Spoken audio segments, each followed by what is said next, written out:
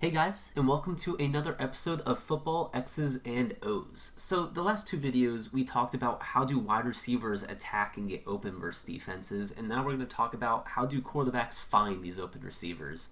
We're going to keep this episode pretty short and concise, and we're going to talk about the primary way that quarterbacks do this, and you've probably heard of it, and it's that they use progressions. And progressions simply state that we are going to give our quarterback an ordered list of receivers to look at. So if you see here, we can say 1, 2, 3, and if we want to, we could say 4 and 5.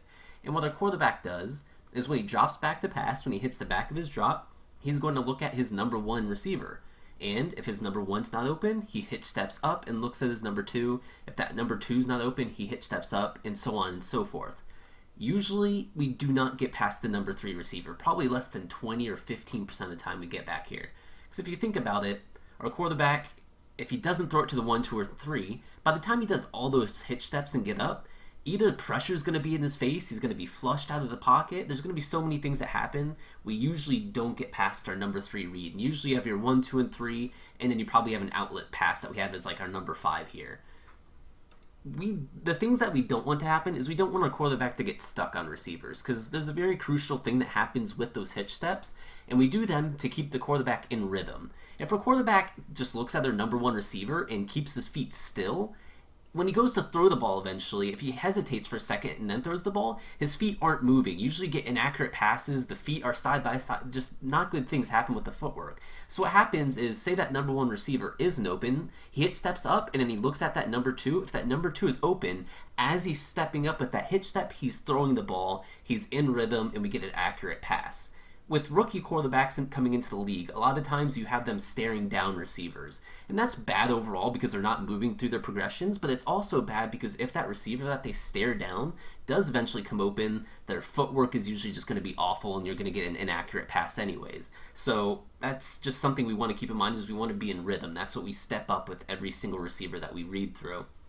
And then from a high-level standpoint, there's 2 main things that we want to keep in mind when we go through progressions. And the first one is that we want our progressions to match the steps of our drop, which is a 3-step, 5-step, or 7-step.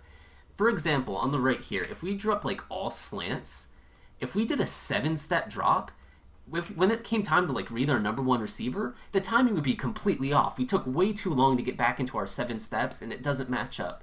Same for if we did all deep routes and we did a 3-step drop. When our quarterback hits the end of his 3-step drop, the routes aren't breaking yet. They're not open yet. He's just going to be standing there waiting for something to happen. So that's the first thing, is we want the timings of the quarterback's drop and his hitch steps to match the routes. So that works like, say we do a 3-step drop for a number 1 receiver. Our number 2 receiver can have a route that opens up off of a 5-step drop, because once the quarterback does his 3 steps and hitches up, then that matches up with the 5-step drop, and that's where the second route comes open. So you can see how the routes match up with the timings of either the 3, 5, or 7-step or the hitch steps that come with it. And then the other thing that we want to keep in mind is we want these progressions to flow. So if we took away these numbers, what if we did 1, 2, 3, 4, and 5? You can see how that's wacky. Our quarterback would be looking right, then left, then right, then left. You just don't want that. These are generally something that flow. We either go like inside out, or we just go like right to left, which is what we did before with this play. And that's the primary way that quarterbacks work through defense, is that they work these numbered progressions. But then there's some deeper level stuff where, how do they determine if the receivers are open when they go through these things? So we'll talk through one of them, and a common concept that they use, these things are called accelerators, by the way, these keys that they use to help determine faster whether or not a receiver is open. And one of these concepts is uncapped versus capped. And if we cut the field into 5 pieces on the hash marks and roughly on the numbers, you end up with 5 alleys, or 5 alleys. And what we're talking about with capped versus uncapped is we're talking about deep zones. So if we're playing against the cover 3, which has the outsides and the sidelines and the middle of the field, we would say these 3 alleys are capped. And you can see our outside route here on the right side, that is capped. So if that was our number 1 read and our quarterback sees cover 3, he'd instantly know, oh, that route's capped, I'm moving on to number 2.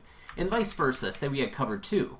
That means that this seam route on the left side, we would instantly know, oh, that is capped, moving on to the next receiver. So there's several of these things, and every team is different what they use between capped or uncapped or air raid teams where they use the concept of open grass and all these other things. That's completely different between teams, coaches, philosophies. And that's kind of an important concept when you think of these are completely arbitrary rules that teams use to help decide whether receivers are open or not. That means if you put game film in front of two coaches that have separate ideologies, they might say that one receiver is open while the other coach might say no, that receiver is not open. That means that receivers being open aren't fact, it's opinion. And I think that's something that's not explored very often. And there's some other things that come with this with philosophies. I ordered this at first deep to short, but there's other coaches that they read this play short to deep. Neither is wrong as long as the timings match up and the rhythms match up like we talked about. That's not wrong. It's just that's a different philosophy. They have different reasons why they do that. And that's kind of where you get into this really deep realm of everyone teaches their quarterbacks differently. Everyone has different philosophies with how to do this. What routes do they want? What orders do they read them? High to low, low to short? Do they want things that break all at the same time? This is a very, very deep concept that you could go on for days based off of what philosophy or what school of offense you are in. But this is the primary way. We use progressions. Our quarterback goes 1, is he open? No, hitch steps up. 2, open? No, hitch step. 3, sure, let's throw it. And then you usually have some type of backside route that you have as a dump off route. And here would be our backside hitch. So that covers it for this episode. Next, we're going to go into plays. We're going to bring everything together. And keep in mind, with this, we're still using stretches. On this right side, if we have a flat zone, we are still doing a vertical stretch on that flat zone. So our receivers are still doing their things. They're still trying to get leverage. We're still doing stretches. Just our quarterback isn't that mindful of them. He knows they exist, but he's generally going 1 receiver, 2 receiver, 3 receiver. And then we're finding what's open.